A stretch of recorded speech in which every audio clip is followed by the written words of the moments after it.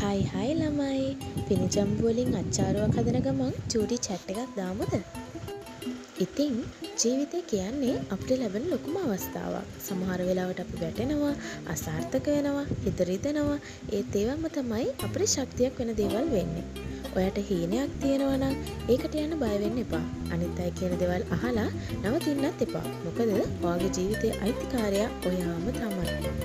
හැම දවසකම පොඩි පියවරක් හරි ඉදිරියට යන්න. ඒ පොඩි පියවර තමයි දවසක අපිව ලොකු ජයග්‍රහණයක් කරා අරගෙන යන්නේ.